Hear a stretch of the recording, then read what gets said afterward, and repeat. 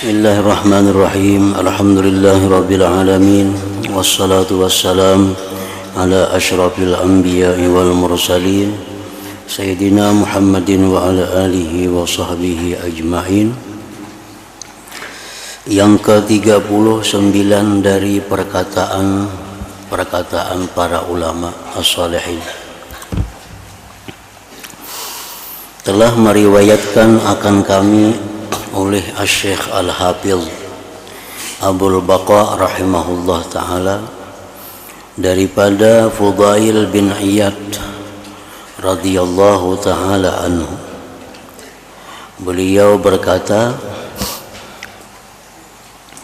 Fudail bin Iyad radhiyallahu ta'ala anhu, beliau berkata, apakah engkau meminta akan Tuhanmu akan surga, sedangkan engkau melakukan apa yang dibencinya oleh Allah? Apakah engkau meminta akan Tuhanmu akan surga, sedangkan engkau melakukan apa yang dibenci oleh Allah? Aku tidak pernah melihat seorang yang lemah, yang lebih pindik pandangan daripada engkau terhadap dirimu sendiri.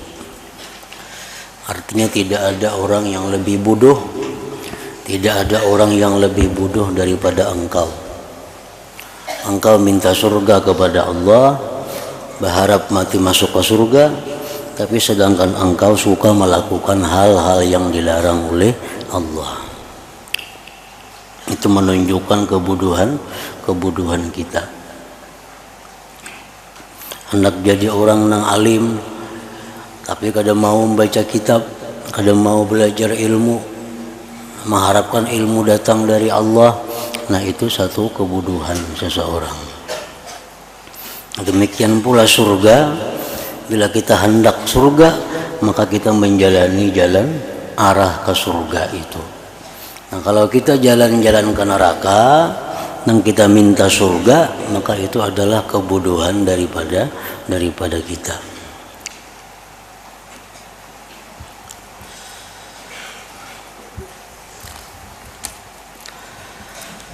Ke-40 telah meriwayatkan akan kami oleh Asy-Syaikh Al-Hafiz Abul Baqa rahimahullahu ta'ala daripada Sahal bin Abdullah At-Tustari radhiyallahu ta'ala anhu, tidak ada di antara hamba dan Allah satu hijab, dinding yang lebih keras, yang lebih tebal artinya, daripada banyak mengaku. Dan tidak ada jalan yang lebih dekat daripada merendahkan diri kepadanya Allah subhanahu wa ta'ala. Artinya, tidak ada di antara hamba dan Allah satu dinding yang lebih tebal, lebih keras daripada banyak mengaku sugih, mengaku alim, mengaku takwa, mengaku pintar, mengaku bijaksana, mengaku kuat. Artinya pengakuan-pengakuan seperti itu membuat kita terdinding daripada Allah subhanahu wa ta'ala. Terdinding daripada Allah itu artinya, maksudnya adalah kada ingat lawan Allah. Terdinding itu asal katanya terhijab, kada melihat. Bila terdinding itu kada melihat lawan yang di sebelah dinding. Nah, orang yang terdinding dengan Allah artinya orang itu banyak lupanya kepada Allah, banyak kada ingatnya lawan Allah, walaupun yang dipegangnya adalah kitab Allah. Orang tuh membaca Quran tapi hatinya kada ke Allah. Nah, itu menunjukkan dia terdinding. Orang mengatik tasbih, mengucap subhanallah, subhanallah, subhanallah, tapi hatinya kada ingat lawan Allah. Itu menunjukkan bahwa dia terhijab daripada Allah. Kalau orang yang terbuka dindingnya daripada Allah itu, walaupun dia membaca Quran, walaupun dia membaca buku umum, walaupun dia berada di pasar, dimanapun hatinya ingat kepada Allah. Nah itu orang yang kadata dinding ngarannya. Kenapa terdinding lawan Allah tadi? Karena orang ini banyak merasa sugih, merasa alim, merasa pintar, merasa bijaksana, merasa kuat. Nah itu penyebabnya.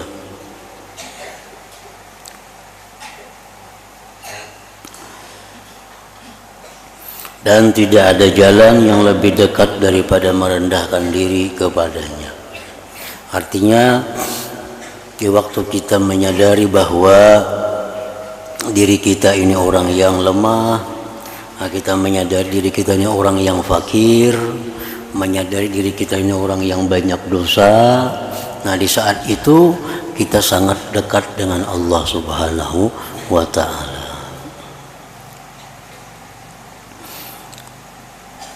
Sebagaimana yang disabdakan oleh Nabi kita, bahwa keadaan seorang hamba yang paling dekat kepada Allah itu waktu dia sujud. Waktu dia sujud.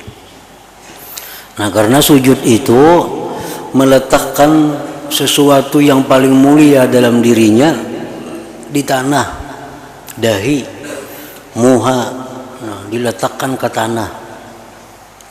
Itu artinya simbol tanda kehinaan,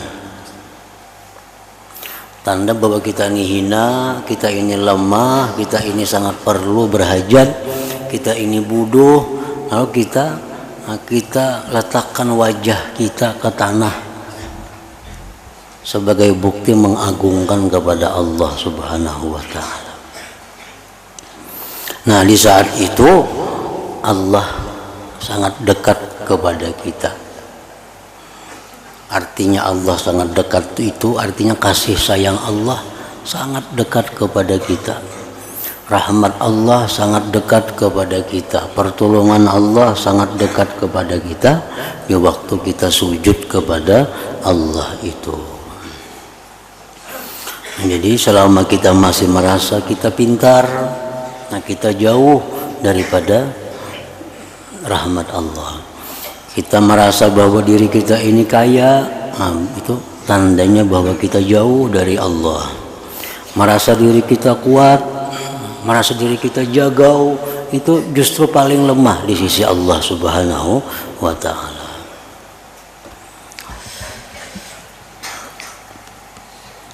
Ke-41 telah berkata Abu Yahya Al-Bakrawi rahimahullahu ta'ala, aku tidak pernah melihat orang yang lebih ibadatnya daripada Syu'bah.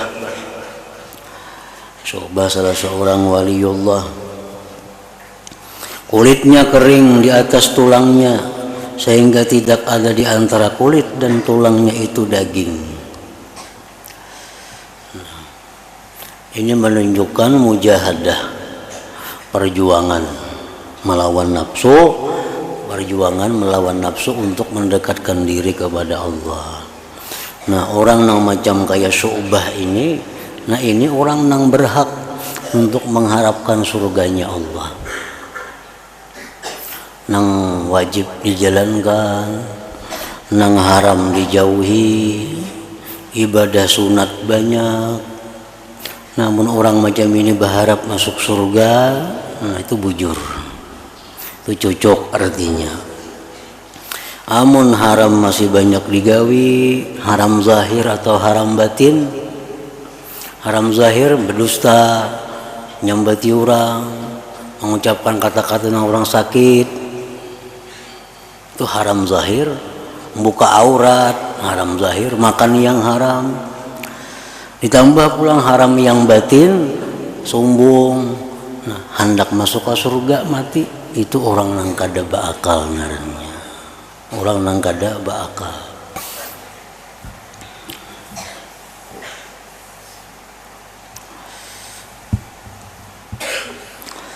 Ke-42 berkata Imam Syafi'i rahimahullah ta'ala, Segala kebaikan dunia dan akhirat adalah terhimpun pada 5 perkara.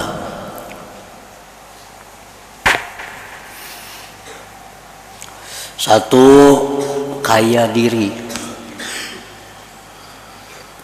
Kaya diri. Maksudnya kaya diri ini bahwa dia kada menggantungkan kehidupannya kepada makhluk Allah Ta'ala. Itu ngarannya kaya diri. Orang yang kada menggantungkan kehidupannya kepada makhluk, itu ngarannya kaya diri.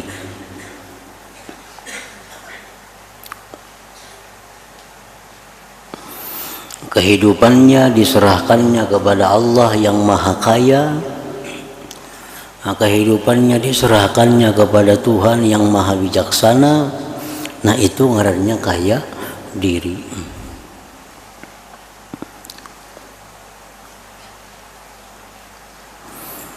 Yang kedua, menahan diri daripada sebarang kezaliman.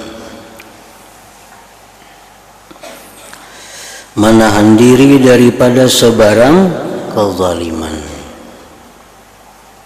Baik menzalim orang melalui harta orang diambil.